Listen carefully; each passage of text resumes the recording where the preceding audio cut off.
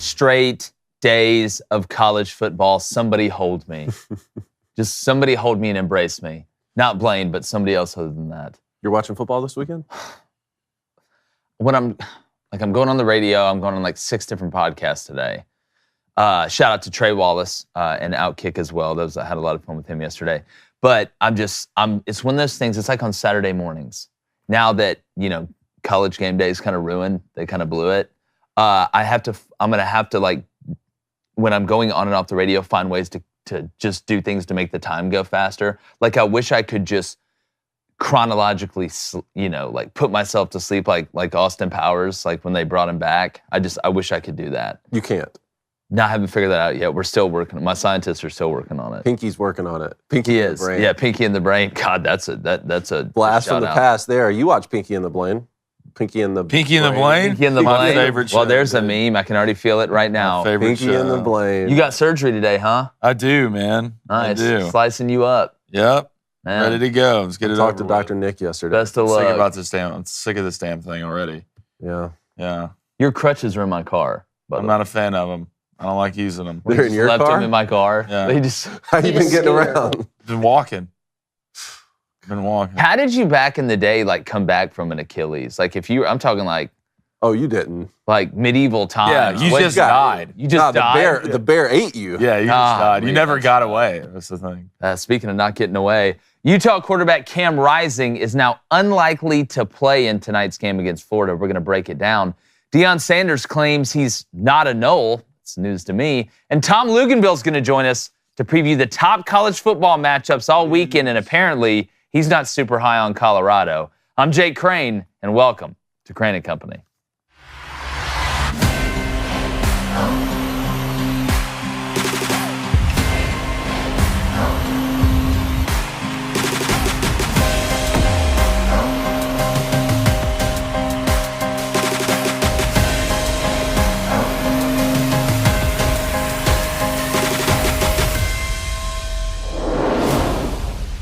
Now, Cam Rising is probably not going to play tonight against Florida, but I still have Utah winning this game.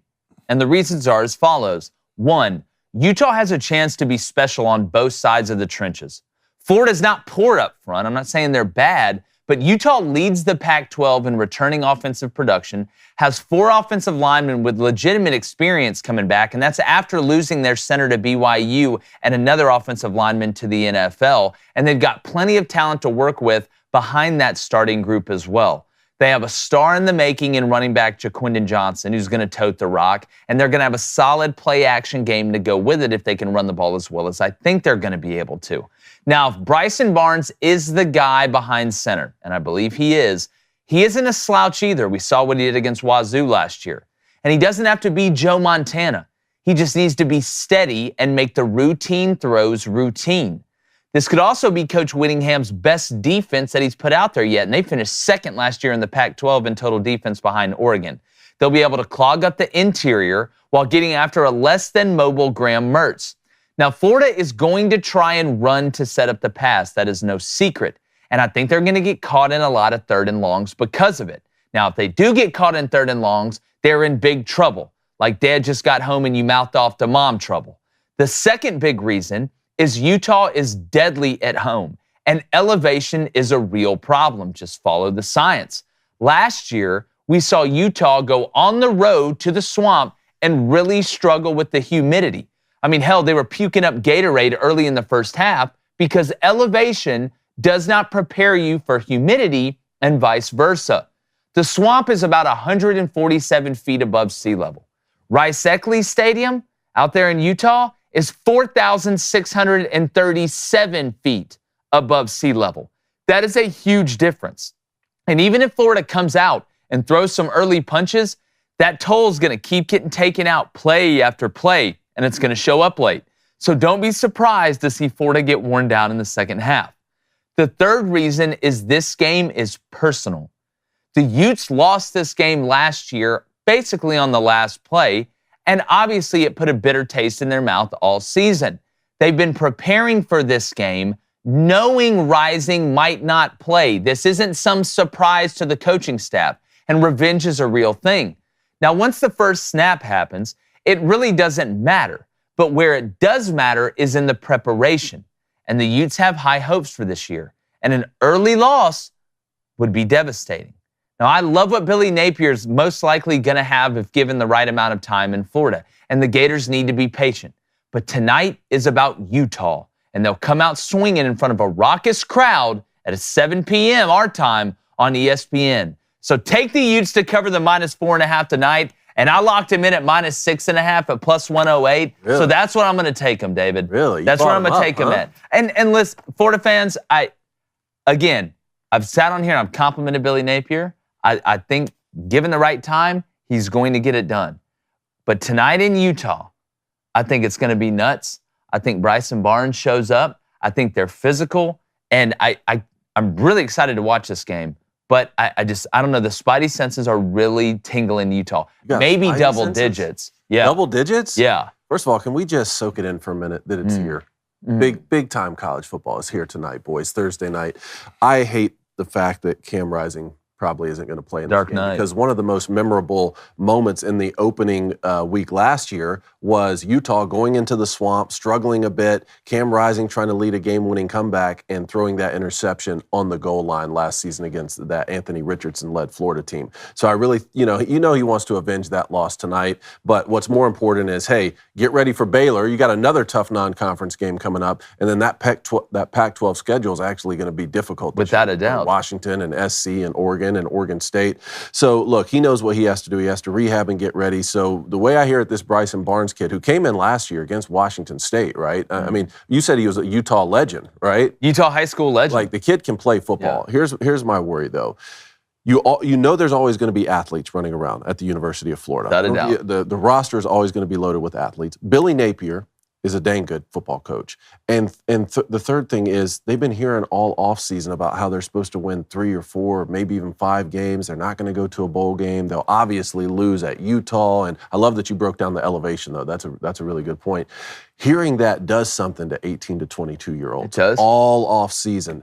You think Florida can go in there and at least scrap their way to keep it close? If it's close with 5 minutes left, they got a chance. Oh, without a doubt. And if they didn't beat Utah last year, I think this could be a very interesting, not that, you get up for that first game. You haven't played a game in so long. It's hard to look past the first game, even if you're playing Mary Margaret's Sister of the Poor and whatever. She throws a good deep ball. They're good this year. Yeah, they are pretty good this year. They got a really good second. They just don't have the best equipment. Yeah.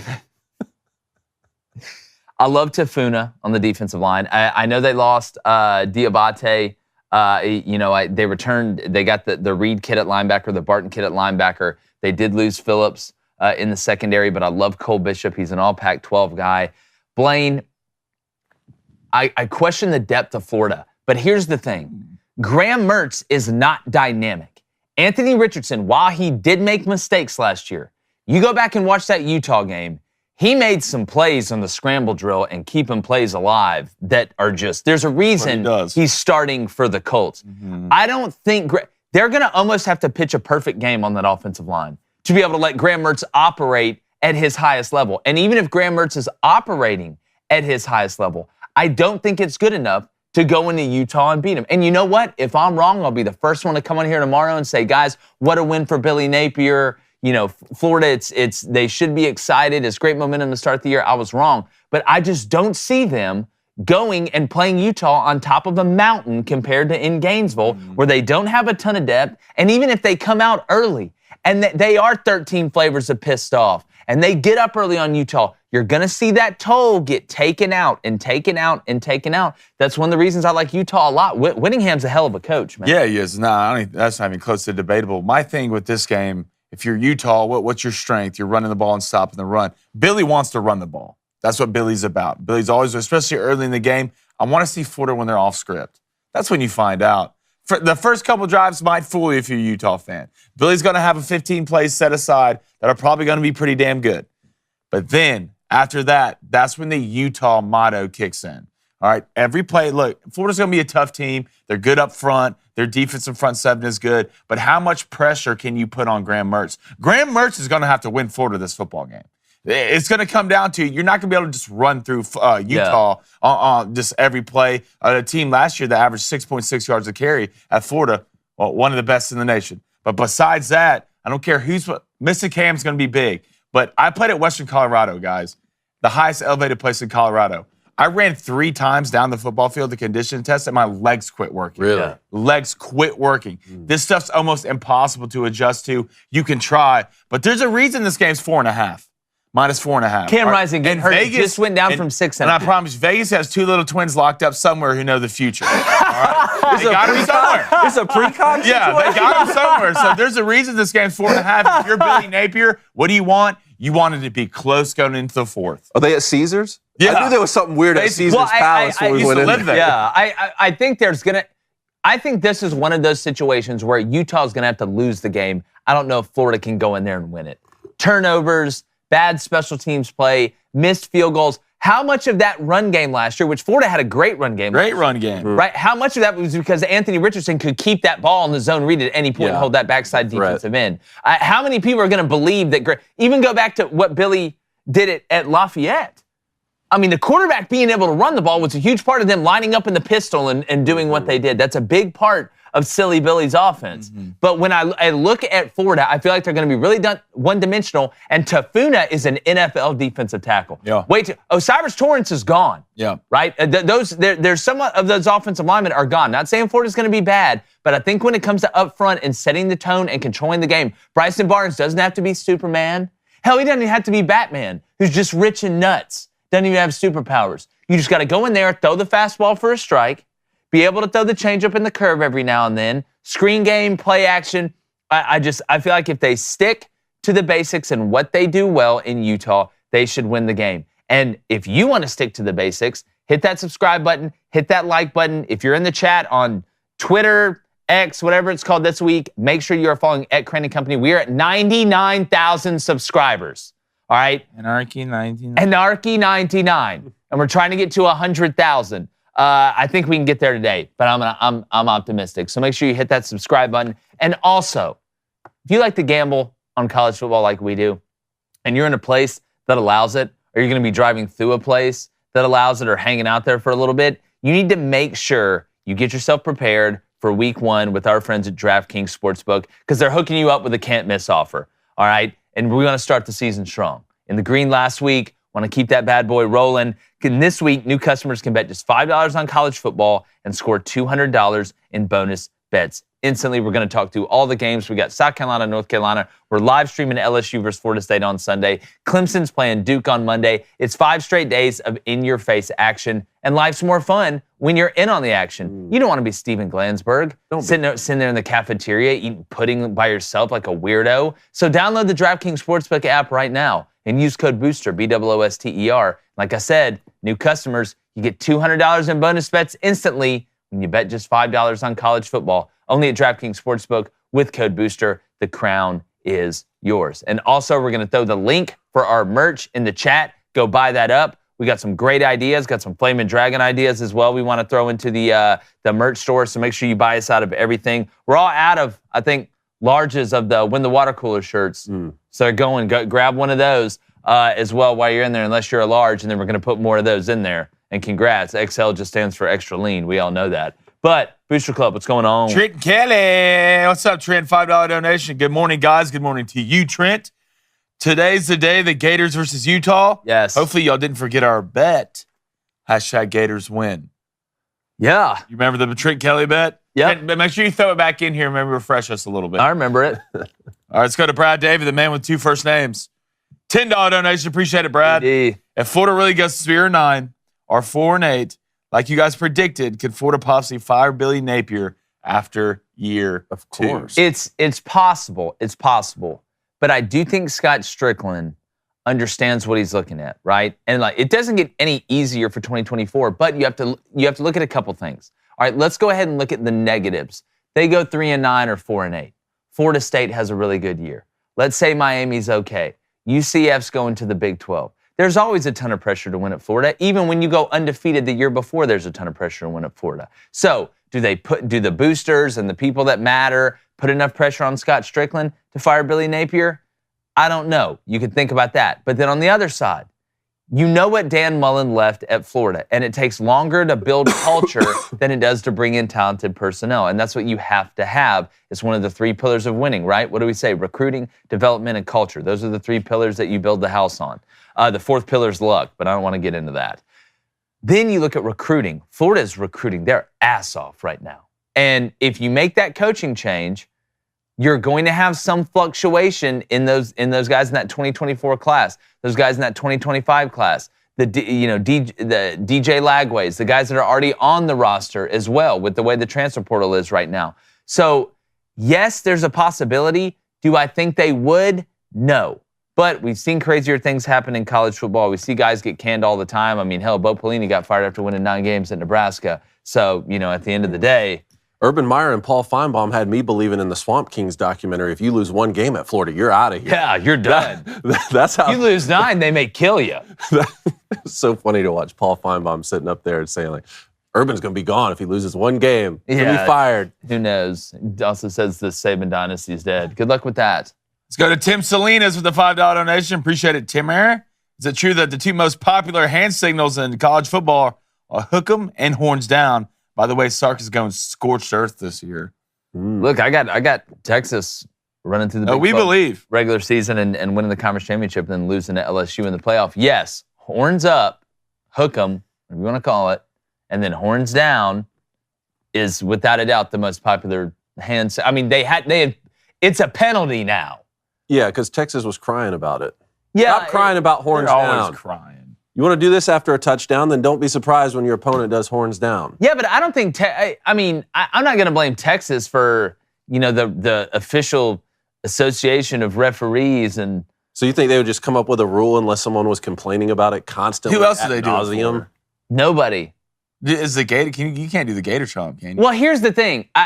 I think it's if you're doing it to an opposing player. Now that's what it is now. The taunting. The taunting. If you're doing it to, and I get that. I don't love it. I don't, because if you know what gets said between players after big plays, you think sometimes I would rather you just do that. Happy birthday?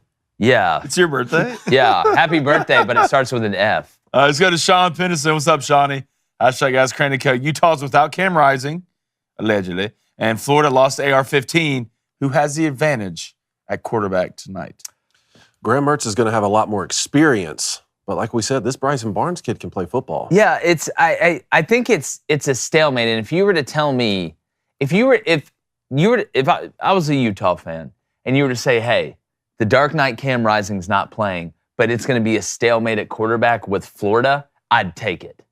Because I don't think it's a stalemate at a lot of other places between Florida and Utah. I think Utah has an advantage. I really do. And again, that didn't say Florida has bad players in the front 7. They did lose Justice Boone, which is a tough look, especially on 3rd and long. But I would give Utah the advantage in most areas when it comes down to roster and personnel. And that's not a crazy take by any stretch of the imagination. Look at what they return on defense, okay? Look at where they finished last year on offense and defense, especially up front. I'm just telling you, these cats can play, and they're physical. How has Utah separated themselves from other teams in the Pac-12? They're physical, and they get after you. You get Miles Battle in from Ole Miss, right? You did lose your center. I talked about to BYU, which that's tough in the Holy War. You had an offensive tackle go to the league, but Battle 6'4", 200-pound corner coming in from Ole Miss, just putting his hands all over you, but in a good way. The receiving core I like for Utah, and I think the Barnes kid is good enough.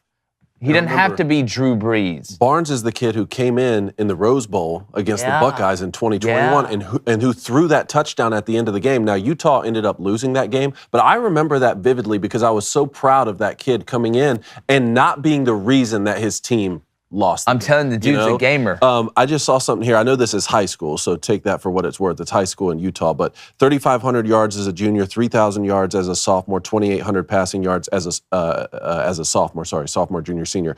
Also played defense with 115 career tackles with 4 career interceptions. Dude's and 9 a football player. Playing both ways. What did they say on Remember the Titans? When Sunshine Ducks so boy, we got ourselves a football player. Sunshine. Okay, one more. All right, real quick, Cole Fring, $2 donation. Appreciate it, Cole. LeBron is mid. MJ's a GOAT.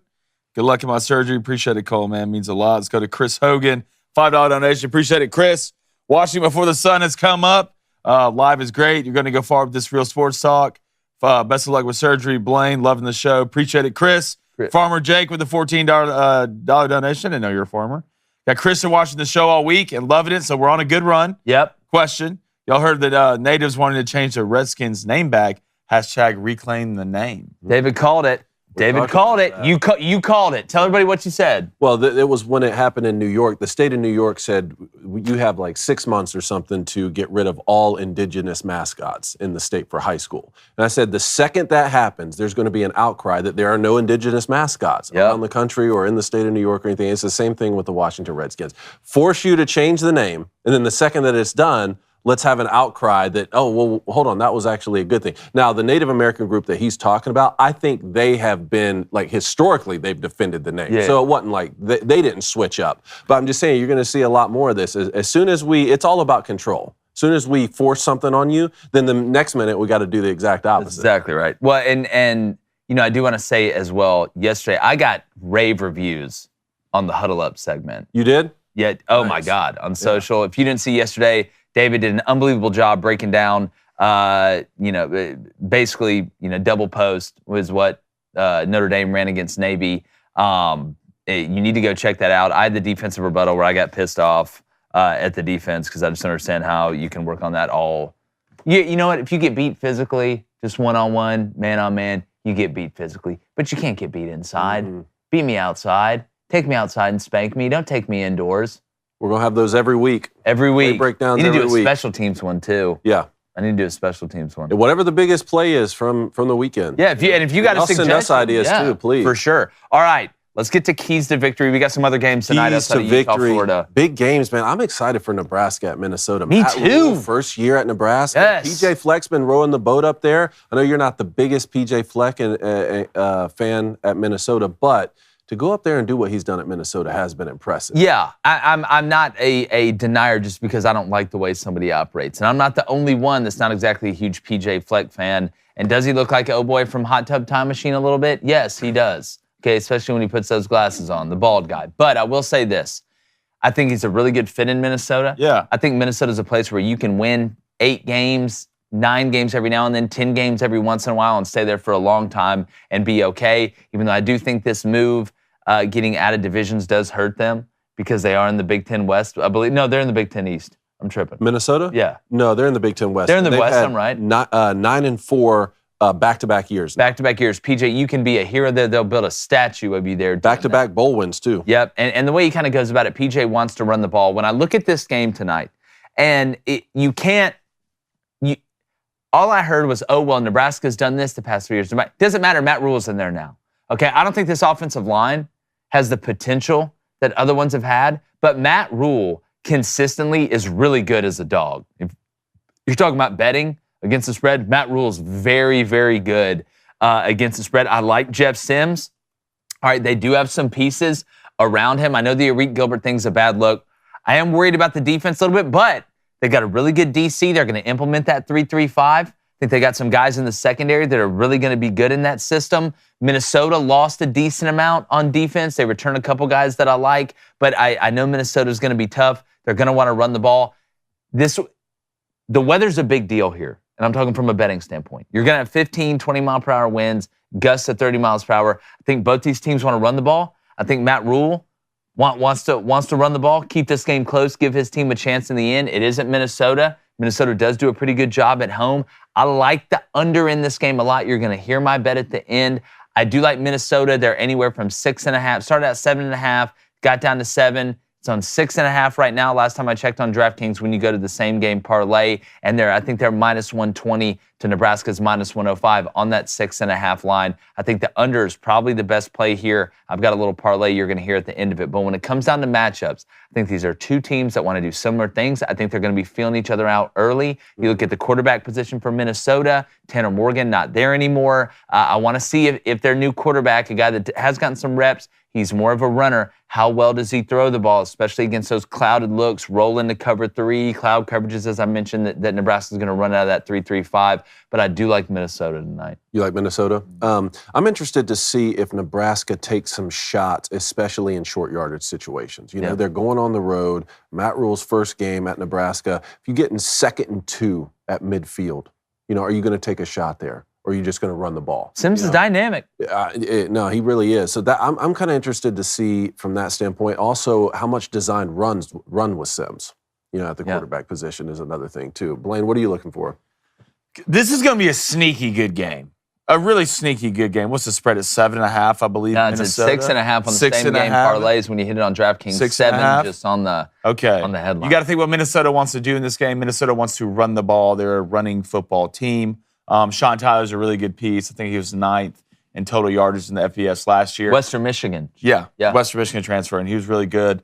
So you got another thing. I know they lost some pieces on defense, Minnesota. They gave up 16 or fewer points in the last 18 games the last 2 years. And that's second behind who? That's second behind Georgia. So it's not going to be a walk in the park if you're Nebraska. I think Coach Rule is going to have Nebraska going in the right direction, but I do think it's going to take time. Offensive line, I don't think they'll be good enough, and I don't think their front seven will be good enough to stay with Minnesota. I like Minnesota in this game to cover the spread, and I do like the under as well. Yeah, and the key, I would say, it's easy to sit here and say who runs the ball better. That's the biggest key to victory. But I like what you said.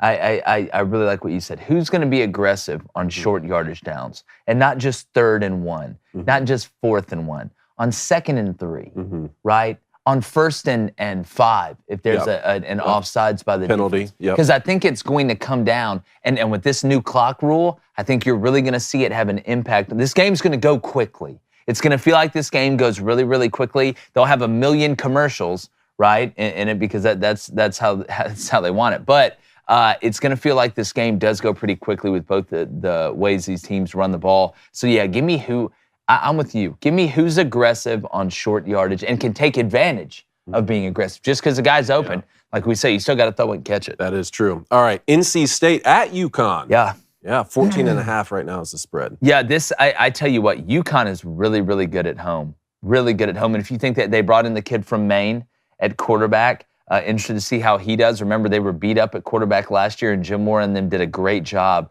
of being able to rebound and stay in games. When you look at the rebuilding project that he had to do in Connecticut in the football program is unbelievable. Him and Mike Elko last year, I thought could have been national coach of the year. I know Mike won in the ACC, but when I look at this Connecticut team, I do like their linebacking core. I'm a little worried about the defensive line, but NC State doesn't have fantastic running backs this year. They got Brennan Armstrong to come over from Virginia. He reunites with the new offensive coordinator, Anai, who came in, who they were together, I believe, in 2021. And so he knows the system. Brennan Armstrong's a very talented player. I think he's an NFL player, quarterback. NC State lost a lot of pieces on defense. I like NC State to win this game. But UConn at home plus 14.5. I love that. I think it's a pretty good bet. UConn's going to want to run the ball. They're going to want to limit possessions. They cannot afford to turn the ball over in this game if they want to win it. This isn't a game where you can say, oh, well, we turned it over a couple times and we were able to succeed regardless. UConn's got to pretty much pitch a perfect game in this one to win it because I think NC State is more talented than they are. And NC State has a young kid at wide receiver, Concepcion, who has blown it up during fall camp. Remember that name? He's apparently wowed everybody there. We'll see. I know Dave Doran's a defensive guy, but give me, I think cleanliness is always next to godliness, right? But for UConn tonight, playing clean, being able to get into 2nd and 6, that's going to be the key for them to have a chance at the end. I like them to cover the 14.5. It's going to be tough for UConn to win the game outright, but I do love the 14.5 pick. And just remember, UConn was one of the worst teams in the country 2 seasons ago. 1-11. Jim Moore Jr. comes in last year, leads them to a bowl game. 6 wins. I mean, that's very impressive. And you get NC State at home, which is pretty cool. I mean, get the fan base out there early. Blaine, what are you thinking on this? I'm liking NC State. I'm liking NC State to cover in this game. I think it's going to be a feel-good story for UConn and what they did 2 years ago. And it's great. They're doing a great job. But Brendan Armstrong is an extremely good player. If you're UConn in one thing, you can't let him beat you with his feet on 3rd downs. You got to go back to last year. NC State gave up 160 total yards against UConn. 160 total yards. I think it'll be a little bit better for UConn. The NC State's too talented on both sides of the ball. I'm thinking like a 34-10 NC State win. Man, I just think UConn's going to try and sit on the ball longer. That's what I'm interested to see. Jim Mora, those old quarterbacks, man, how long can they sit on the ball? You know, how long before they get greedy? Last year, you got forced to sit on it because the quarterback got hurt, but that's what I find interesting. But speaking of greedy, you don't want to be embarrassed in front of your friends. I don't. I hate being embarrassed in front of my friends. It's one of the worst things. It's the worst part about making a bad play during the game. You got to watch it with all your friends the next day. You play on the same team as you. That's the worst part of film. So imagine, hey, it's football season. We're kicking it off. All right, you invite the boys over, right? Or maybe you're at the tailgate. You're going to grill it up. You got a gas grill. Maybe you got a grill gun to be able to light your charcoal. All of a sudden, you turn on the propane tank, and nothing's in there because you weren't prepared. And that's on you, coach, okay? But with our friends at Cinch, you never got to worry about it. They handle it, all right? College football season's back, all right? We love grilling burgers, love grilling steaks, all type of stuff, wings. I mean, I can go down the list, all right? And if you, like I said, if your propane tank's empty, our friends at Cinch, they can fill it up for you, all right? They can make that dream come true. They're a propane grill tank home delivery service. They deliver the tanks right to your door on schedule. They don't require a long-term commitment or subscription. They're not asking you to fall in love. They just want to hang out and talk about the good times. Plus, delivery is completely contactless. You don't have to wait around at home, and you can track the order on the Cinch app anywhere. So go to cinch.com or download the Cinch app and use our promo code BOOSTER, okay? That's BOOSTER to get your first tank exchange for just $10. I know a lot of you guys are thinking right now, oh God, do I have propane in my propane tank for tonight and or this weekend? We got you. It's cynch.com, promo code BOOSTER. You may be at work right now. All right, doesn't matter. It's a limited time offer, so that does matter. And you must live within a Cinch service area to redeem it. So go put your house on the market if you don't, and visit cinch.com/offer for details so you can find out. But go ahead, use that promo code BOOSTER, CYNCH. There's still time before Saturday. There's still time before Saturday. There's still time grill before off. Today. That's true, too. You know, the question is, are you trying to go up tempo? I know Josh Hype will get it there on time. How much do you care? Rich Rod. Sorry, David. Can we get back to the Booster Club? Let's go to Sawyer Goolsby. What's up, Sawyer? $10 donation. Appreciate it. Been here since the J-Boys show. What up? Best sports talk show there is. It's not even close. Yup. From a mountain. Wow. Hashtag Ask David. What are your thoughts on the game always being played at 11 a.m. every year?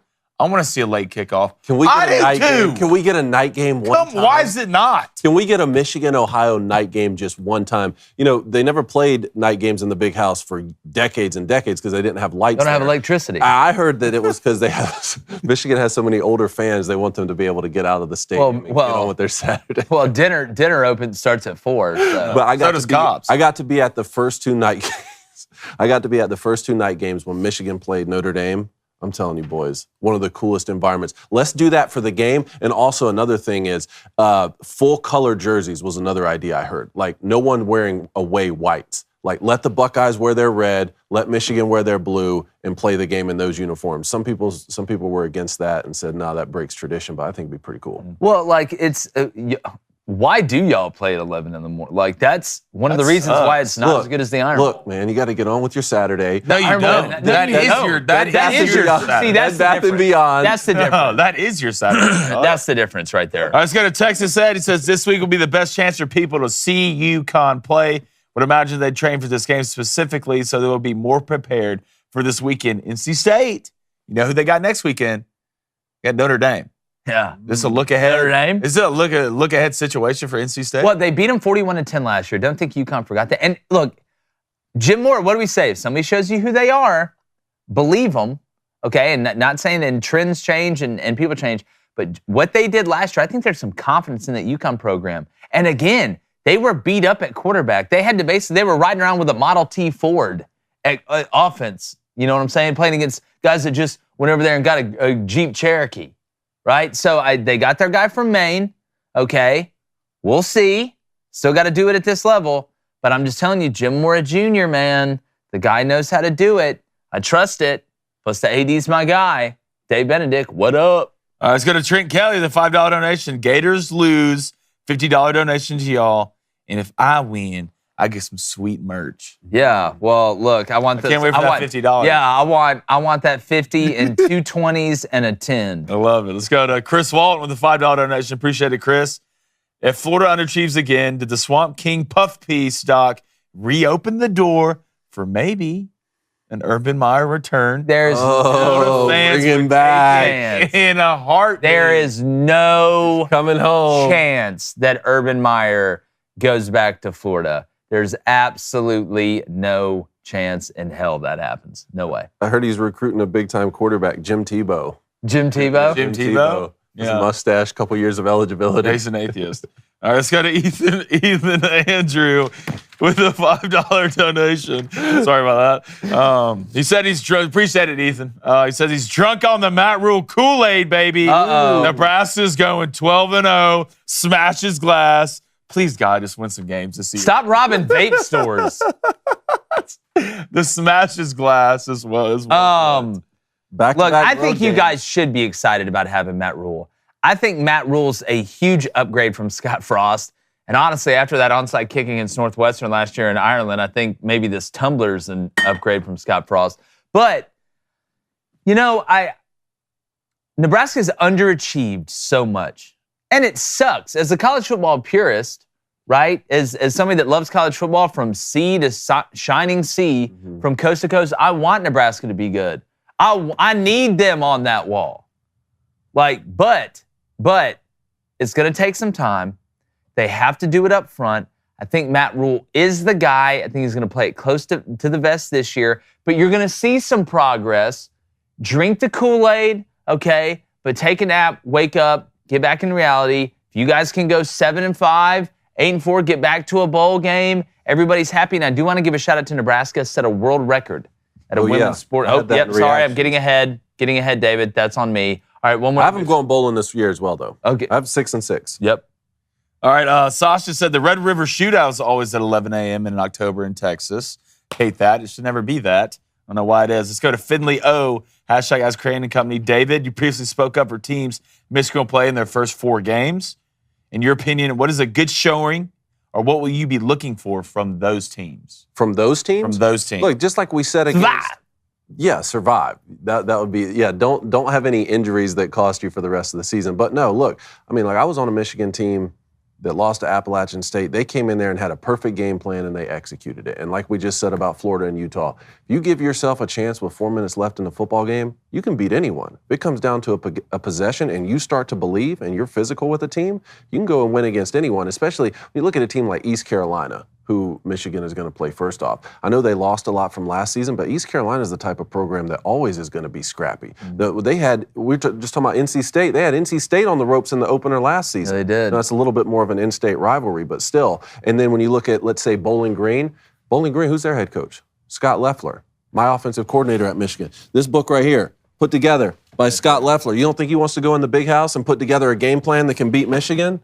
Like, he's going to come ready to play. Can I tell you what? Reed said something funny last night. My wife. She's like, I was watching the Huddle Up segment again on Twitter. She's like, oh, I heard that. It was so good. She's like, so is that like, because you played at Michigan, she's like, is Cone telling everybody like Michigan's plays, like what they call them? And I was like, no, Reed. And then I was like, wait a minute. Is Cone telling everybody Bowling Green's plays? because Loeffler was there. You know what's funny is like when you go through that, there's so much 21 personnel in there. Yeah. That I have and we called it pro personnel. Yeah. It's like I have to skip to the back sometimes to get to quad and speed personnel because that's how much the game has changed. And this terminology stuff, I mean, the terminology changed every year.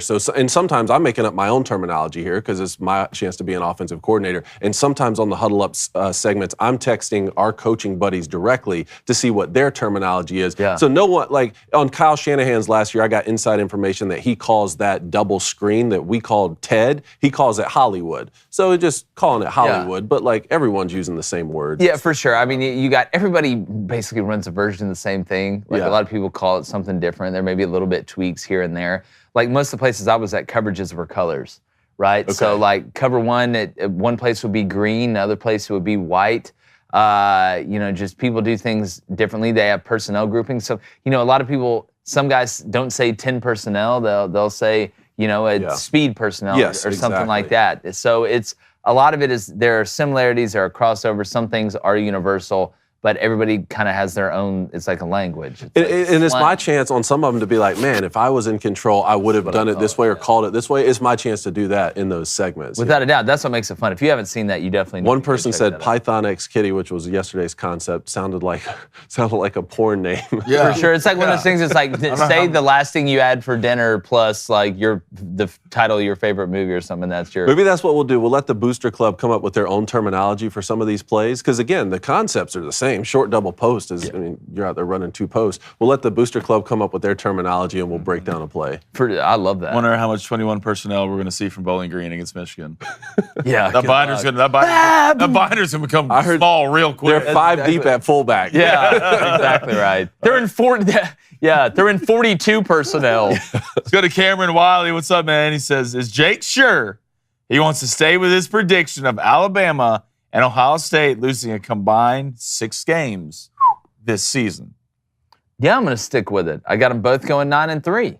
Like, what do you think? I'm going to switch up? I'm not a welcher. What does it look like, a juice factory? I'm not welching on anything, man. I've got Ohio State losing to Notre Dame. I've got them losing at Wisconsin. And I've got them losing to Michigan. I got Bama losing to Texas. I'm losing to A&M, and I got them losing to Iron Bowl. Now, look, if one of them goes 10-2 and the other one goes 9-3, I'm basically still right? Or honestly, if one of them goes 9-3, I'm still right, because everybody just jumping on They are. Alabama and Ohio State bandwagon. Yeah. There's whispers out of fall camp. Well, you know what whispers do? You know what they do? They scare me. Why are you whispering at me? First off, and you know who you're playing in fall camp? Yourself. You're playing against yourself. So you're like, man, wide receivers doing really good. Maybe the DBs are doing really bad. Yeah. Like it's always just, a spring game scenario. Yeah, it's just like the one guy leaks something. And I swear, I've been in those coaching staff meetings where they're like, listen, y'all don't tell. A lot of times you don't want to tell anybody what's going good. You don't want to, if stuff's leaking out, a lot of times, you know what leaks? The stuff they want you to hear. That's what leaks. I know it scares me when David says kitty 3 times in a show. And looks you in the eyes. Yeah, I'll never be the same. Did I say it 3 times? I think maybe 2 or 3. Repeat the play, then you go through it, repeat the play, in the end, you go back over it, right? Oh, yesterday's. Yeah. I can't believe you tore your Achilles right before football season. What terrible timing. Actually, is it perfect timing? Gives you more of an excuse to do what? Sit on the couch. You were going to sit on the couch and watch any. Are you coming over Saturday to watch the games? I'm going to try. What do you mean? I'm going to have a torn Achilles. I just got out of surgery. I'll come and pick you up. I'm not saying you have to walk over here like Moses. I'll come pick you up. Yeah, if you come get me, yeah. I'll Enterprise rent-a-car this. I'll pick you up. Talking hurts? No. It does hurt, doesn't it? Yeah, exactly. God, y'all are so weird. It never hurts to bring on our friend Tom Luginbill, though. Luke's. Yeah. ESPN, you can see him everywhere. Tom, college football's back. Tom. College football's back. Yeah. I know you're excited. I'm excited. We got a little appetizer. We got the corn nuggets. Ooh. Right? We got corn nuggets. Yeah, honey First off, mustard. if Whoa, you ever, Tom. whoa. Tom? Tom, I don't know about you, but I felt a little judgment in that. Have you ever had corn nuggets? Of course, I've had corn nuggets. Okay, I don't know if good. I've had them at 7:15 in the morning. Well, look. You haven't had what we You call ready to a party. That's what we call a Nova Scotian breakfast. I was giving out free Harburgers the other day. I want to know what happened to this elite athlete that's over to your right. Wow. And Yeah, it's does he have a boo-boo? it's a story of tragedy and triumph, Tom. I fought Is it really? a pack of wolves No, it's outside not. my apartment. Next. That's not what happened. He tore it playing flag. He tore his Achilles playing flag football. 2-point conversion. Yeah. Please tell me that's true. Oh, it is. It true. is. Tom, the play it for, caught a fade ball for a touchdown. The kid still got it. Lined up the next play, took one step, my Achilles snapped, and I was screaming hymns on the field. Dude, I bet you felt like a sniper got you. Oh my! You? It just quit working. Yeah, Mark Wahlberg ran out of the. They just ran. Yeah, I looked up. Marky Wahlberg's running across the field with a silencer on his gun. I was like, Marky, why, dude? In the full snow. Aim for the bushes, bud. Oh, aim for the bushes, bud. But yeah, Tom, so we're he's on the road to recovery, and we're all here for him. So Okay. yeah, So I'm the make one him that walk to watch ball tomorrow. I Or should, Saturday. and you'll be I don't know better what day it for is. it. Yeah, Tom would used to walk 6 miles uphill in the snow to get Yeah. to school. It's like, Dad, you were born Exactly. in Miami. Yeah. But Tom, speaking about walking uphill 6 miles, Colorado. Got to ask you this before we get to some of these games this weekend. You were quoted as, basically, and I'm paraphrasing, you're saying, Colorado sucks. I'm paraphrasing. But tell everybody why you're not as high on Colorado as half the population in Colorado is. Half the population? That's true.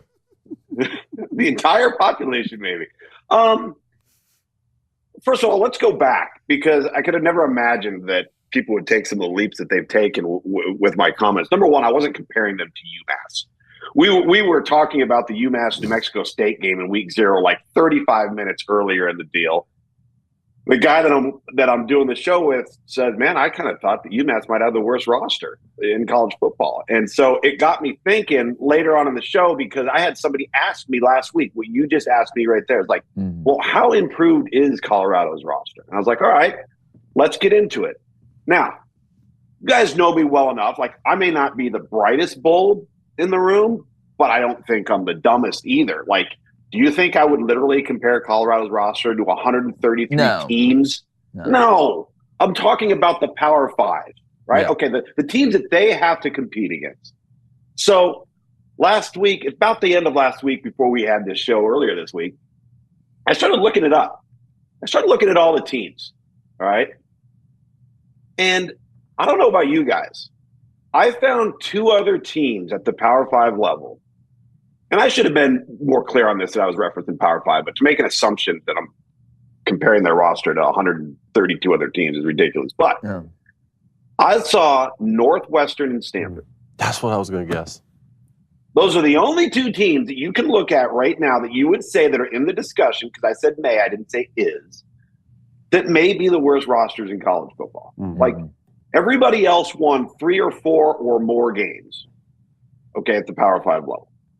And so here's the thing, like, everybody seems to be like on this bandwagon without really kind of peeling back the layers of this roster as it is now. Did they go out and upgrade and improve some spots? Yes, they're upgraded at quarterback. I referenced that. They probably have 2 first-rounders at corner. One of them is going to play both ways in Travis Hunter. I referenced that. The running back from Houston, Alton McCaskill, really good player, okay? And I think they did a pretty good job also in the 2023 recruiting cycle. I think Dylan Edwards is going to be a really good player, the running back for him. It's great. One thing you didn't hear me say, you didn't hear me mention a lineman. Nope. Right? And when we have this conversation about Colorado, you can't – when I look at a roster in its entirety, you have to know that you're not going out there and – winning a game with 11 only on offense and 11 only on defense and 11 in the kicking game, right? You're going to have 60 some odd guys of Power 5 level talent to truly weather that storm, right? To run that gauntlet. So when I hear everybody talk about, what is it, Dominic Jordan, is that the defensive end that's from Arkansas that went there? Okay, there's one.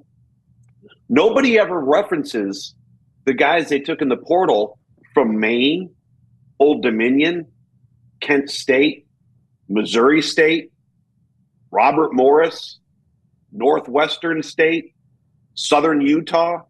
Like, I think it's fair to look at this roster and say, I don't know. Yeah. Now, does that mean it can't be done, guys? Does that mean that they cannot succeed in the future? No. Of course it doesn't mean that. But I'm looking at this. It was not a good transfer portal cycle. There were not elite players. There were a couple of players that were elite players in the transfer portal cycle. I don't know if outside of Travis Hunter they got any of them. I look at the front on both sides of the ball. That's the problem, guys. And I don't understand why everybody thinks it's such a stretch to still say their roster could be in trouble right now. Yeah. Well, that's why football to me is the greatest sport, and it's the greatest team sport. When we talk about this with other teams, one guy cannot go out there and play really good while everybody else plays bad and the team win. This isn't baseball. You can't go out there and throw a perfect game and your team scores 1 run on an error and you win the game. This isn't basketball where you have Shaquille O'Neal or LeBron or Steph Curry or somebody goes out there and goes nuts for one game and everybody else can just play okay. Shedeur Sanders can't operate if they can't protect him. McCaskill and them can't run well if there's nowhere to run. The DBs can't cover people for 8 seconds if the D-line can't get there. And it's okay to take a couple guys from smaller schools, we see it, that come over and do well. But when you're taking all of them from smaller schools, that's a tough pill to swallow, especially up front. It's a whole hell of a lot easier for a guy playing wide receiver to go up a level and have a ton of success at that next level. There's not a whole lot of guys at left tackle that can come from the FCS level or D1 AA level and come up to the Power 5 level and be able to block some of the guys he's got to block. That's just that's not how it works. No, it's not. And, here's the thing that I look at. Like somebody yesterday on College Football Live, we were talking about, what would the expectation level be or what should it be? And my answer is to improve your win total, okay? To improve the competitiveness of the games in which you play, meaning that instead of losing on an average margin of 34 points, okay, you may lose, but you lose by 21. You lose by 14. You know what that is? That's realistic expectation. Progress. And I think progress and improvement, right? And listen, I understand Deion Sanders. His job is to instill confidence and belief in his football team. I love that. I'm great with that. But I feel like all of this hype is being set up for failure in year one, right?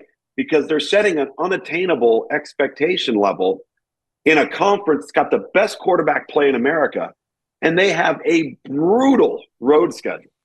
Like, I'm looking at the schedule, guys, and I see a possible win with Colorado State, a possible win with Stanford, and then depending on what, let's just say, Arizona State is, they got to go on the road to Tempe. I'm literally dissecting that schedule and trying to figure out where are the other wins coming from. And I hear people say, oh, dude, they could get to 5 or 6 or 7. Where? Yeah. Like, and I'm not knocking Deion Sanders or the staff. I'm just realistically sitting back and going, guys, I mean, this roster is still, it might be upgraded. What was the upgrade? Was it from the worst of the worst to slightly above that? Or is it the worst of the worst to we've got a bunch of guys that can go out and go toe-to-toe with Washington and Oregon and SC? Yeah. Well, let's be realistic here. Yeah, you're not going from Sputnik to SpaceX. That's not going to happen. That's really tough. It may in the future. Yeah. Who knows? Once it's built up, But again, I wouldn't say you were Sputnik once he builds it up. I want to get to LSU, Florida State, but the question about Deion is what happens when it doesn't start going good. That's what we haven't seen yet with Deion Sanders. All this talk, what happens when it's going bad? But that remains to be seen. I'll give him the benefit of the doubt. That's something we haven't seen yet, though. I'll say this real quick on that is and I think sometimes that's one area where I think he may have backed himself into a corner a little bit in the sense that setting that expectation for year one because they went out and basically just shuffled the roster around. He didn't need to set that expectation. Everybody's expecting them to not be a very good football team, right? So let everybody believe that. And if you go out and you show improvement, if you go out and you win 3 games versus 1 the year before, you look like a genius. Undersell and overperform. Absolutely. Undersell and overperform. But, Tom, 2 teams that I don't think we're underselling, Florida State and LSU. We're going to live stream this game on Sunday with some delicious foods that the wives got together and are cooking up. I just can't wait. Every time I think about that, I get emotional. Well, you don't look like you've been eating anything. Well, I've been eating a little bit. Trying to give him hamburgers the other day. Eating healthier. Just $8 a month you can feed Jake. Okay. I'll send you my Venmo. Good. How about you give me a standing ovation? Awesome. Anyways, Tom, before I was rudely interrupted by this by Jimmy from South Park over here. When I look at this matchup, and we've talked about Mason Smith being out, we beat that horse to death. That NCAA, nobody likes them, everybody hates them. I'm gonna eat some worms. But when I look at this matchup, 2 offenses that we know that should be explosive. You look at what Florida State added in the portal with Jaheim Bell, Keon Coleman, what they return up front. I really like the Benson kid as well at running back. LSU, I'm really high on them. I love what they have at wide receiver. I think they're somewhat underrated with the Anderson kid out there too, to go with Malik Neighbors and what they have at tight end. When you look at this game, typically when you have two teams that are pretty even, it comes down to special teams and turnovers. That's what it typically comes down to. Last year, LSU missed an extra point, ended up losing the game by 1. When I look at this game, I think we're going to have a decent amount of points, but I think Harold Perkins' ability to spy Jordan Travis, somewhat limit him in the running game, which Jordan Travis is a better runner than Jaden. Jaden's a better thrower than Jordan, in my opinion. I think LSU finds a way. It's a stalemate in a lot of places, man. It's a stalemate in a lot of places, but give me LSU the edge on special teams, especially now that Polian's not coaching them anymore. So, a couple of things I think that really stand out to me about this matchup is last year in this game, like LSU didn't know who they were. Agreed. They didn't know what they were going to become. First-year coach, first-year staff, players and coaches getting to figure out, who they are, what they are. They didn't know who Mason Taylor was going to be. They didn't know that those 2 true freshman tackles were going to become what they were. And I don't believe that they really truly utilized or realized how to use Jaden Daniels. And over the course of the season, what they found out was we just need to turn him loose and let him go. Don't structure him. Don't try and fit him into this particular realm of having to play a certain way. Just turn him loose. And as a result, they looked, as you mentioned, they looked sloppy. They were poor in the kicking game. And so I think the difference is we come into this game, and now it's the exact opposite. I think LSU knows exactly what they are, exactly how to utilize Jaden Daniels and what that offense is. The tackles are now a year older and have played a lot of football. I referenced the tight ends. I think he's a really good player. Malik Neighbors, you referenced, no doubt. So I think we're seeing a different LSU team in terms of knowing exactly what they are, who they are, year 2 of this coaching staff and this team. The thing that I'm looking for on the Florida State side is, do they come out and play the way people have talked about them? Or do they get caught up in an offseason of hype and pats on the back and everybody telling them how good they are, and they don't play very well? Like that, I think that's one of the challenges for Mike Norvell is everybody's saying all this great stuff about us.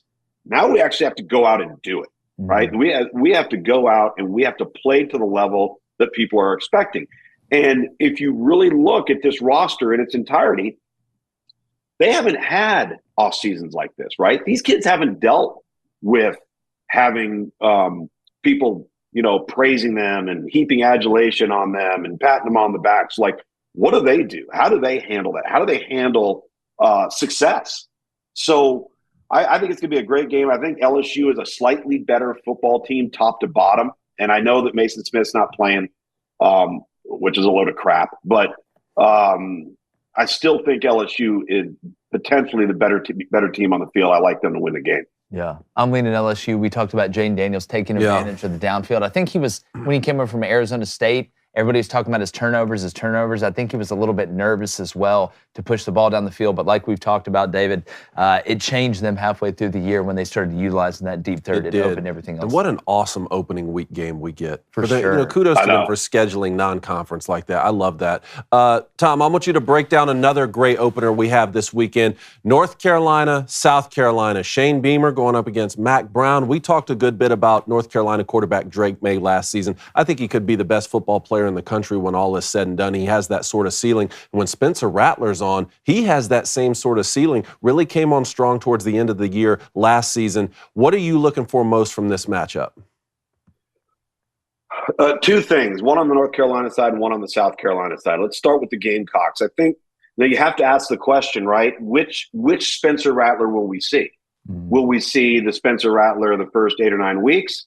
Or will we see the Spencer Rattler that, by the way, ironically coincided with Marcus Satterfield being removed from his duties to lead that offense, and all of a sudden Spencer Rattler explodes? You kind of feel I used the term turned him loose with LSU and Jaden Daniels, and I think Shane Beamer was like, dude, we're overcomplicating things, we're doing too much. Let's oversimplify and just let this guy go. He doesn't have to think, he doesn't have to do anything. If we get that Spencer Rattler, then we're going to have a pretty good offense for the Gamecocks. Now, if that happens, going over to the North Carolina side, Carolina does not have to be a great defensive football team. They have to be a competent defensive football team, meaning, get off the field for 2 to 3 third downs, right? Maybe create a turnover here and there. We know they were a horrendous tackling team a year ago. Yeah. They gave up a lot of explosive plays. So let's just say you improve that 10%, 15%. You get 1 or 2 possessions back a game. That offense is going to be able to score with anybody. And Drake May is a special, special player. And so I think this is a really evenly matched game. And I think the LSU-Florida State game is too. But if North Carolina is not any better on defense, then it's going to turn into a track meet. And does that benefit South Carolina? I don't know. If Spencer Rattler gets hot like he did at the end of the last season, then I think this thing could go down to a 1-possession game late into the fourth quarter. But, it's kind of like what we saw from USC last week. It's like, just be competent on defense. You don't – right now in today's college football game, yes, to win a college football playoff game, to win a national championship, you do have to have a certain level of eliteness, for lack of a better phrase, on defense. But to become an 8, 9, 10-win team, go to a bowl, maybe compete for a New Year's Six bowl, you don't have to be elite on defense. If you've got the players that you have on offense, just be competent. No doubt. Yeah, I'm trying to find some extra pocket change to put on the over. I had to lock it at 64.5. My thing is, I don't trust either one of these teams up front on either side of the ball. And I know that's fair. I don't, and it shocks me. North Carolina, who had talent on the defensive line last year, 17 sacks the whole season. Mm-hmm. That's unacceptable. Mm-hmm. To me, that's almost a scheme thing. I think Pitt had 40. I think in the same conference, Pitt had 46 sacks. Yeah, it's absolutely incredible. So you would think that, we get lulled into thinking North Carolina's defense, they've got to be better this year, right? They've got to be better this year. Till I see it, and I'm leaning North Carolina in this game. I believe North Carolina's going to win. Now, I got the over. I locked in at 64.5. But, to me, if I'm going up against Drake May, I always think about it from the defensive side. Drake May can kill you multiple ways.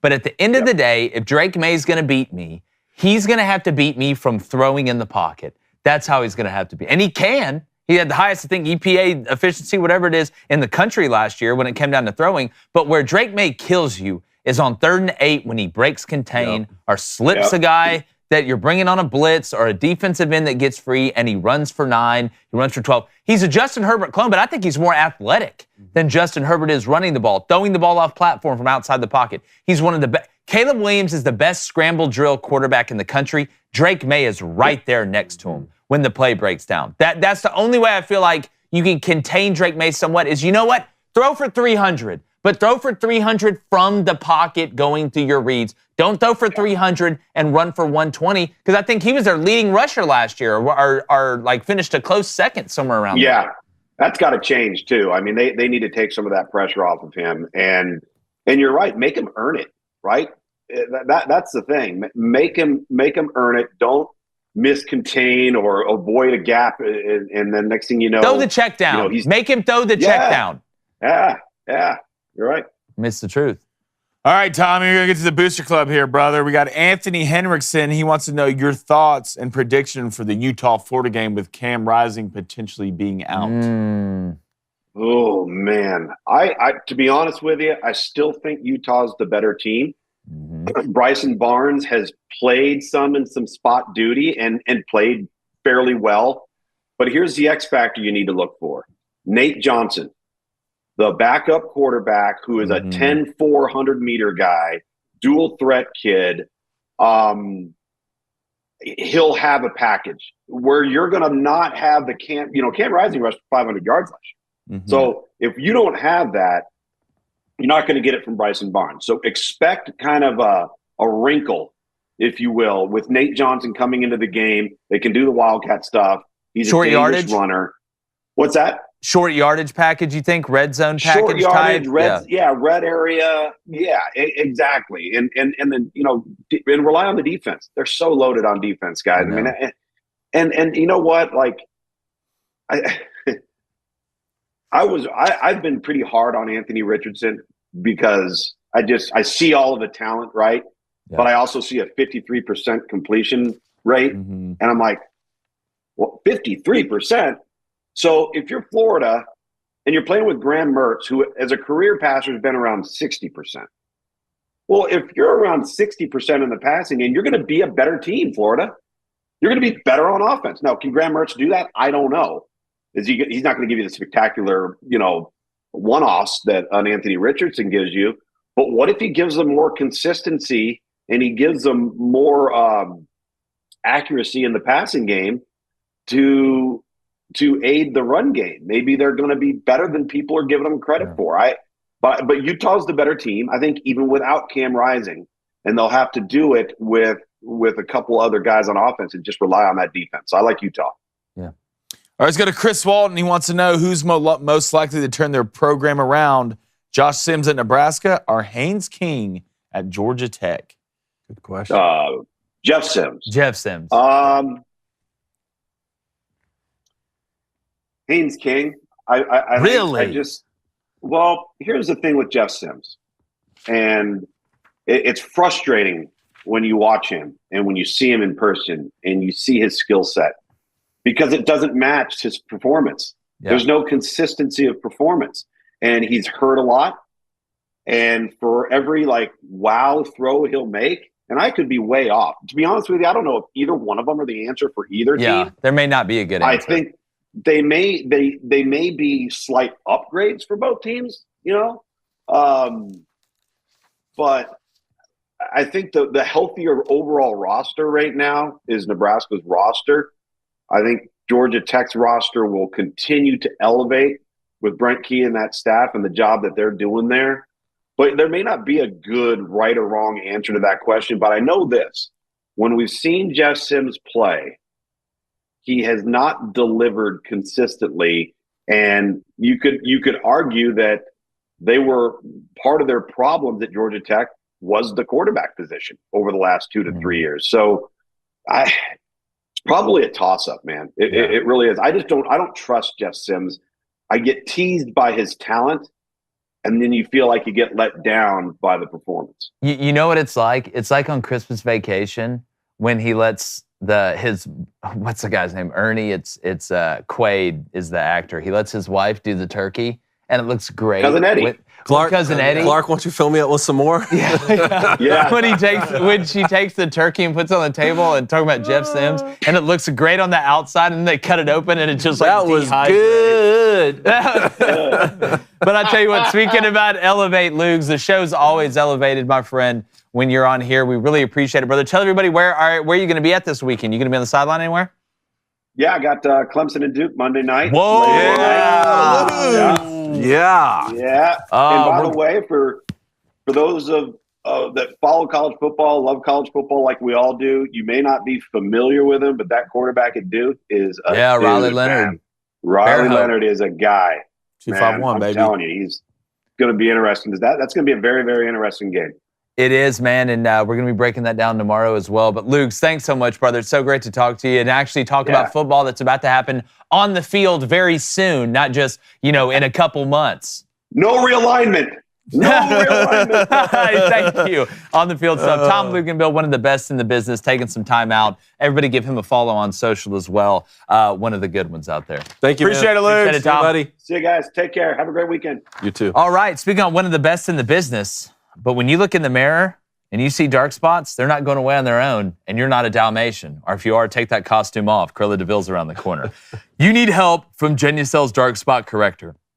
It has not one, but 3 cutting-edge ingredients, and they go to work fast on sunspots, dark spots, liver spots. You keep your liver spotted hands off my mother, and even old discoloration, both on your face and hands. You'll be amazed at how quickly you'll see the results, and you can now enjoy what is left of the summer sun, beach, and barbecues, which we got a lot of barbecues at tailgates coming up. You don't want to be walking around with spots, all right? You don't want to look like the sun during the winter, okay? So with Genucel, you'll see your results or get your money back with no questions asked. That's a guarantee, all right? So go to Genucel.com/booster. That's GENUCEL.com/booster right now to get your dark spot corrector with the new Genucel most popular package and say goodbye to those pesky spots. And they're offering free shipping, free returns, and the best luxury skincare you've ever used at 70% off.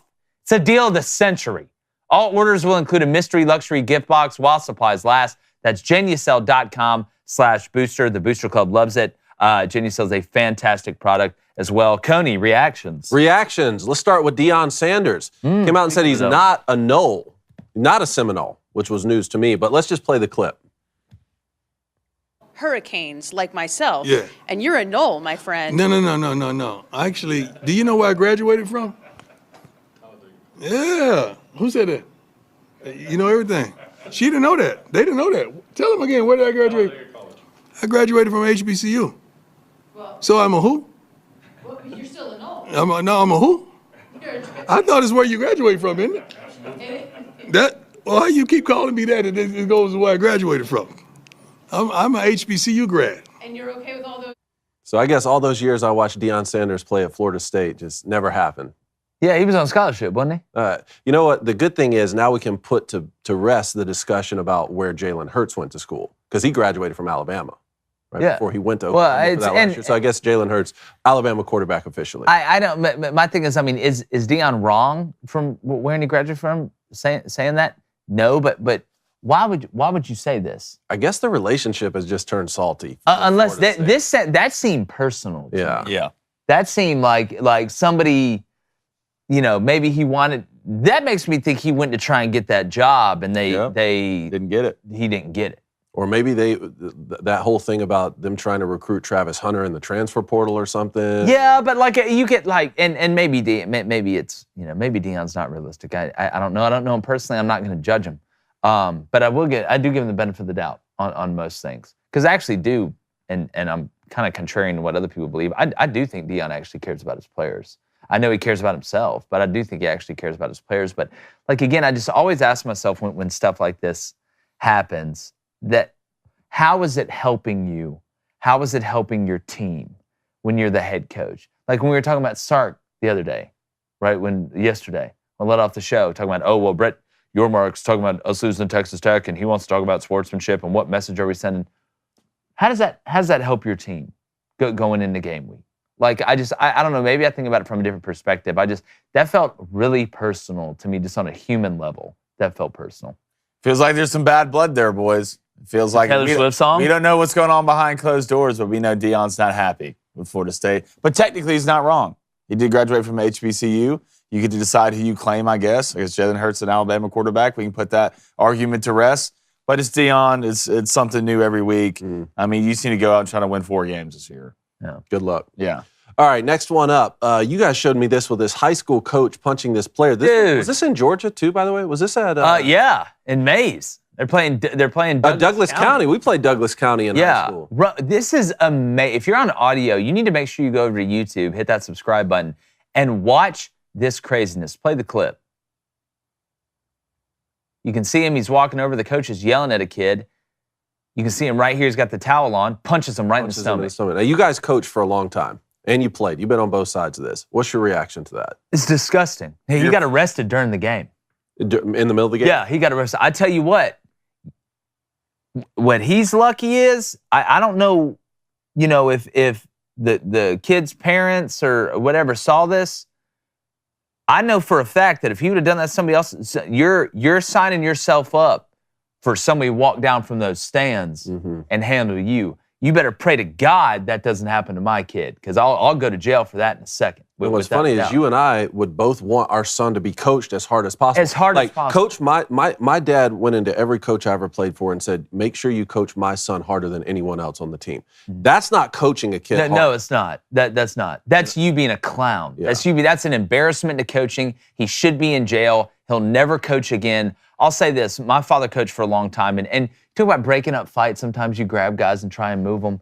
He used to tell me, when I got into coaching, he's like, if you're going to put your hands on them, you better get ready for them to put their hands on you. He's like, I'd never put my hands on one of my players like that. And that's again, not saying a fight, you're breaking something up, pulling guys off a pile, that's one thing. You just punched a high school kid at the end of the day. Just what a piece of trash human being. What a piece of trash. Yeah, I mean, not much to add, but you're lucky No, you're not tough, first of all. No. Like, you're not a hard ass. You're a coward, if anything. And you're lucky because I'm from a place where you do that, you're getting your ass whooped on the sidelines. For sure. On site. It's on site.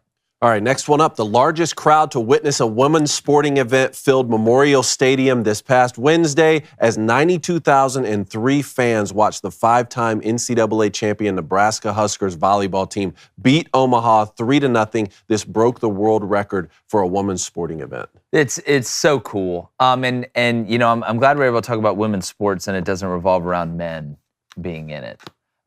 This is, you know, shout out to Nebraska. Which, I mean, volleyball's huge out there. Volleyball's huge out there. Wrestling's huge out there. But no, it's cool. They set a goal. They were able to reach the goal. And look, volleyball's a fun, I continue awesome. to say, I think high-level women's college softball is so much fun to watch. I watch it as much as I can. I think it's the best sport when it comes to women's sports. I think volleyball and gymnastics are second and third. And I think what they're doing in women's basketball with what we saw with Caitlin Clark in Iowa and what South Carolina's doing and what UConn's doing, if they can just keep it about ball, then I think, because you see this NIL deal that UConn women are about to sign is absolutely crazy, which I'm sure we'll have more on that. But what a cool thing to do, and they should get support because they're unbelievable. It's fun to watch and they're talented. All right, last one here. Let's go to the NFL. You know, roster cut down week is always one of the toughest weeks, man. Guys fighting for jobs, they get cut. But it was even harder for Jacksonville Jaguars head coach Doug Peterson this week when he had to cut his son, tight end Josh Peterson. He was among the players who got waived. Your thoughts on having to cut your son from the team? Don't ever say I don't care about the team. You know, cutting your son, that's putting the team above self-interest. You know, we always hear about nepotism and, you know, guys getting breaks because of, you know, who their daddy is or who their granddaddy is or whatever. You can never say that he's not about the team. I think it sends a message that, you know, regardless of who you are, where you're from, what color your skin is, who your father is or mother is, the best players will make the team and the best players will play. I think it's a good message, and I'm sure his son understands. Because if he's anything like his daddy, he has a good grasp of what team really means. Damn it, Doug, I love it. I hate it, but I love it. It's a sad day, but at least I know as a Jags fan, which I am, that you're taking this roster serious this year. If you're cutting your kid, if you're cutting your kid, like it's Super Bowl or bust. This reminds me of Little Giants when he doesn't let Becky play on the Cowboys. Like the uncle who's like the legend, and then like Rick. That's why Rick Moranis trying to win. Giants. Actually, I have one more here for you as a Yankees fan. Oh yes, it's a foul ball. No, Harrison Bader got put on waivers and found out when he was watching TV. By his dad? No, not by his dad, but found out when he was watching ESPN. Oh, they've been put on waivers by the team. Run this clip. How did you find out you were put on waivers today? I was in the lunchroom and saw it on ESPN. I guess it popped up somehow over there, so that's how I found out. What was your reaction when you saw that news? Like, what does waivers mean? But, you know, listen, in all seriousness, regardless of what happened or may happen, you know, just getting the opportunity to, play in this uniform, and I still hopefully do get the opportunity to play in this uniform. Man, the Yankees can't do anything right. Y'all can't even fire people. We hear that about. We hear that a lot, though. Oh, I found I got traded from the radio, or I found out when I was watching. I'm calling my agent. To me, this is unacceptable. What do I pay you for? This is unacceptable, or even beyond the agent. I mean, the agent. Like, I think it's the people who run these organizations. Just I'll tell you what frustrates me the most. This phrase that, well, business is business, as if there's not a difference between bad business and good business. Yeah. I mean, there's a reason you are last. Yeah. You can't even call players and tell them what's going on. These are the people who work for you. No, I agree 100%. Like again, I think it just shows you the disorganization of this so-called organization. Look, everything goes into winning. The stuff that happens off the field, the stuff that happens within the organization, it all bleeds out to on the field. It doesn't matter what sport it is, and it just goes to show you why the Yankees are a flaming dumpster fire heading what are they going to do with Brian an inhabited planet. Hopefully fire him and send him to an island to fend for himself and survive, because that's what he needs. Josh Donaldson just got released. It's not a lot of great situations going on for the Yankees right now, but good, I'm glad. But you got a cool jacket. I'm happy. But good, I'm glad. The jacket's great, but there's going to be a dark cloud over this organization until that's right. a formal apology is made. You want to start winning games? All right, you want to start getting back to greatness where we were? Aaron Boone, Brian Cashman. Even the social media. They did you wrong, man. Even the social It's media. 3 words. Come out and apologize. I am sorry. There's a reason why this is happening. All right, they're like, you want to get over the ice wall? All right, you know what you got to do. We You need gotta to come make out our and own apologize. video. We need to make our own video. We should. That's your rebuttal to them. We Say, should. This is why you're We actually losing. should. We do could. that. You owe me an apology. You have a Flaming Dragon apology, and it should probably come on a Friday. I think so too. I love where your head's at, David. All right, Booster Club before we get to bed. Booster Club. Let's go to Nate Kalal with the $5 donation. All right, we can do this, or we can do this at the end of the show, but we do read donations. All right, so can I get a pep talk from my son Quinn? We're newly minted season ticket holders for UCF, and we're heading out to our first game tonight. Playing Kent State. Play the music. Quinn, I want you to listen to me. Sit in your normal motivational pep talk speech, whatever. It's me and you right now. Nobody else can hear us. Welcome to the Big 12. That's right, big boy school. It's like going from middle school to high school. Yeah, the water fountains are a little bit colder, the lockers are a little bit bigger, and the homework sucks even more. But you're a season ticket holder. That doesn't just get you through the door. That lets you stay in the house. The bounce house, tonight against Kent State, who y'all are gonna murder. Because Sean Lewis left being the head coach there to be the OC at Colorado. Took a couple offensive linemen with him, and Colin Schlee, woo! He's out of here, mister, to UCLA. Fighting to still try and beat out Ethan Garbers, but we'll see. But go have a great time tonight with your pops. College football's back. This is what it's about, baby. Thursday night, school night, who cares? Because at the end of the day, it's football season. Enjoy it with your pops. Beautiful game. Love it. Love it. Really have fun, Quinn. Get ready for Gus to mess something up. Let's go to Rolly season with the $5 donation. Good morning, everyone. Good morning to you, Rolly. Like your watch. Gators suck. Utes win. GB, that is all. Have a great day, guys. Rolly, appreciate it, brother. Sister Riggs burner? Right, yeah, Rolly coming in here choosing violence early. I respect it. Let's go to EB with a $10 donation. Appreciate it. Best time of the year, boys. Football is back. Y'all keep killing it. Blaine, good luck with your surgery. Appreciate it. Thank you for all you guys do. EB, appreciate you, brother. Let's go to Sean Ketsever with the $8 donation. Appreciate it, Sean. Jake, go get some lunch on BC. Blaine, give us your best Timmy like Jimmy from South Park. I don't know. Jimmy's a Timmer. Jimmy. Right. Let's go to Jordan Williams with a $5 donation. Appreciate it, Jordan. What a great audience. How does Auburn win in College Station week 4? Football's so back, and you can definitely feel it in the air this morning. Shout out Delbert. I could have felt a little crispness in the air this morning. Felt a little crispy. Felt great outside. Listen, I've got to see Auburn first. They're going to have to catch some breaks because I think it's going to be the first game they play all year where they're playing against better personnel. And we'll see up front. Let me watch a little bit. Let me get a little feel. Let me see UMass. Let me see A&M versus New Mexico. I've been gassing up Connor Wegman. All right, come through for the kid. By the way, does A&M have the most underrated wide receiver group in the country? You think so? I'm telling you, man. The more I look at him, the more it makes sense. Blaine loves them. This is the year. Here we go. This is for the year for sure. Let's go to Return to Glory 88 with the $10 donation. Appreciate it, brother. This is my monthly payment to feed Jake. Just keep the change. Only kidding. Congrats on the weight loss. Thanks, buddy. I appreciate it. I get like half and half. Somebody thought I had cancer the other day. I'm like, no, I don't. I just don't have put a little fat in my ears anymore. Meat back on those bones, man. Yeah. Look, dog, I'm eating good. I had barbecue chicken pizza last night. Did you? Yeah, we had chicken parm sliders the other day. You were there. You saw it. Yeah, I ate it. It was great. I know. That's what Really he just good. said. Yeah, it was really good. He said Anyway. I saw it. Oh. Our Booster Club bets are brought to you today by DraftKings. Download the DraftKings Sportsbook app right now and use our code BOOSTER because new customers can score $200 in bonus bets instantly when they bet just $5 on college football. If you like the show and you want to bet, download DraftKings Sportsbook. Use that code BOOSTER. It helps us out. It helps you out. It helps them out. The crown is yours. We get to bet football tonight, man. I'm just so happy about it. Just so happy! Dude, we got to clean that up. Called for, dude. Just Like, excited. so I'm uncalled happy. for. We That's a gotta clean happy. that up. That was a happy marker displacement. So here's what I got. I told you guys I'd take on social Utah minus 6.5. Yep. I'm sticking with it. I know the line went down because the Dark Knight went down, but that's all right. I'm taking them minus 6.5 tonight in Rice Eccles plus 108, and then I'm doubling up. Minnesota money line. And the under at 49.5. Remember, it's at 43.5. It went to 44. It went to 44. But I'm still taking it under 49.5 Minnesota money line. That's plus 100. We were in the green last weekend. Let's keep it going. Cobras, Cobras, Cobras, Cobras. What do you got, Dave? All right, I'm going to take Utah money line, and I'm going to pair that with an alternate under at 54.5. That's minus 105.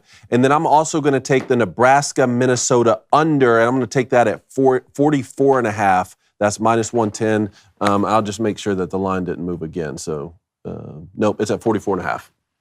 Love it. All right, give me the Gophers minus 4.5. That's going off of minus 170. And then give me Utah minus 2.5. Little alt spread.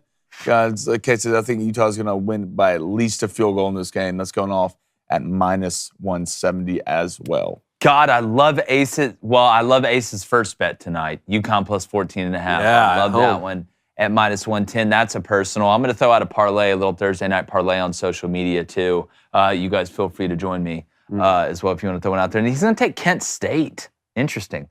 Plus 35.5, that's a lot of points, and Gus will sit on a lead once he gets up. I will say that. That's at minus 110. Put the bet out today, too, on social, are the booster bets. Cody Nason's doing a great job with that. So is our buddy Ben Cercio. Almost at 1,000 booster bets this month already. Pretty jacked and tan about that one. I don't even know what day of the month it is. I just know it's we got football tonight. You like my goggles? I love them. Last day of the month. It's the last day of the month? It is. Good. Perfect. Great. Awesome. All right, let's go to Old War School, 88, $10 donation. What a great call from him. I'm down to come to y'all's LSU FSU watch party. I'm currently in hiding from the NCAA. They have a bounty on my head. Yeah, I know. Welcome to it. You probably do need to hang out with us then because we, there's wanted posters all around like Washington, D.C. or wherever the hell those monsters live. All right, let's go to Larry Lease with the $5 donation. Appreciate it, Larry. Yep. How will South Florida do this year? God, I don't want to give away one of my locks of the weekend because I can't wait for that segment tomorrow. 2 locks, 2 leans, 2 dogs. It's going to be great. Let's just say I like Alex Golesh a lot. Liked him when he was at Iowa State. Met him a couple times. Really good guy. South Florida's in a big rebuild, and you got at Western Kentucky week 1. Kentucky. Oh, no. Alabama week 3. Oh, God. It hurts so bad. But I do think Golesh has a chance to turn that place around, and it's so weird seeing South Florida not good at football. That's like saying Florence, Italy's not good at cooking. Here are road games for South Florida. At Western Kentucky, at Alabama, at Navy, at UAB, at UConn, at Memphis, at UTSA. Dang. That's tough. Let's go to Jesse J. Silvas with the $5 donation. Appreciate it, Jesse. He said Florida wins tonight. Okay. Johnson and Etienne 100 yards and a touchdown apiece. Then shout out my name 3 times on the show, and tomorrow I'll show up like Beetlejuice. Or like Bloody Mary. Actually, where you say hold on, it 3 times and turn around. No. South Florida gets Alabama at home. Yeah, that's what I thought. Wow. I know. I had to look at this. Who do you got? Who did their AD have pictures of? This game is in Tampa. Doesn't matter. Wow. Still going to be a bloodletting. No, but seriously, I missed that when I was breaking down Alabama's schedule. I just assumed that it would be in Tuscaloosa. That's not a crazy assumption. Yeah, sorry. That game's at South Florida. Yeah. Good luck. Maybe Bama just want to go on vacation. Yeah, Nick's looking at some property down there. Jordan Foster with a 99-cent donation. Just a donation. Jordan, appreciate it, brother. Thanks, Jordan. Let's go to Devin21. #AskCrane&Co. If Keaton Slovis stays healthy, how does that improve BYU's season? People doubted Penix would be healthy, and we know how that turned out. Yeah, I think that's the biggest question for Keaton Slovis. Look, again, we talked to a scout at SEC Media Days that said he's top 5 arm talent in the country when he's healthy, but he's got to be able to stay healthy. Obviously, when your starting quarterback stays healthy, you got a better chance to have a bigger year. I like some of the pieces that BYU has. I think that they've got a chance short term to be one of the most effective teams early in the Big 12. I like Houston in the long run. Don't believe in Cincinnati right now with Satterfield. And then UCF, I think, can be consistent. JT Daniels, another one of those former SC quarterbacks, now at Rice. And he's playing Georgia. He's playing Texas for the third time for 3 different teams. 3 different schools. How crazy is that? Absolutely wild. Absolutely mind-boggling. And we have our fantasy draft tonight, David. Fantasy football draft tonight. Yes. You boys pumped about it or what? Come on, Who are you guys taking? You'll see. Who are you angling for? Yeah, don't worry Don't about worry it. about the champ, kid. Yeah. Don't worry about the champ. I can't wait for Blaine to just lose. I hope Blaine finishes in last. That'll never happen. Yeah. Walsh finished in last year. Last year. Last year. New year. New phone. Who dis? Make sure you Can't check wait. that out. And it's the hour before Utah and Florida start. Yes, You so can watch get the your mind fantasy right. Get draft. your mind right. Get You your can watch grind Utah, right. Florida play. I'm so excited because this day just hurry up. Poll. Who wins tonight's game? Florida or Utah? Did you just do Florida and like the Georgia Georgia song? Yeah. Remix. Yeah. Ah, Ignition. I would say they said Utah 64%. 64, 65.5%. I'm putting a hook on mine. Okay, Captain. You really want to do that? I'm giving you a second chance here. You want to put a hook on that? Okay, 65%. All right. Who wins the game tonight? Florida, 35%. Utah, 65. Stop it. Wait, I still would have gotten it, though. Yeah, I know. Because I would have been a half point. Yeah. But it didn't hit the But you definitely totally didn't give it away. Wow, you were all over it. Look. Because I would have said over Either one even at regardless. 60. All right. Well, boys, friends, colleagues, brothers, we got college football tonight. Yeah, we do. Enjoy your college football watching. I like the chances of me not being antsy for the first game to come on tonight. Yeah, I'm looking at you, Kent State, UCF. We're gone.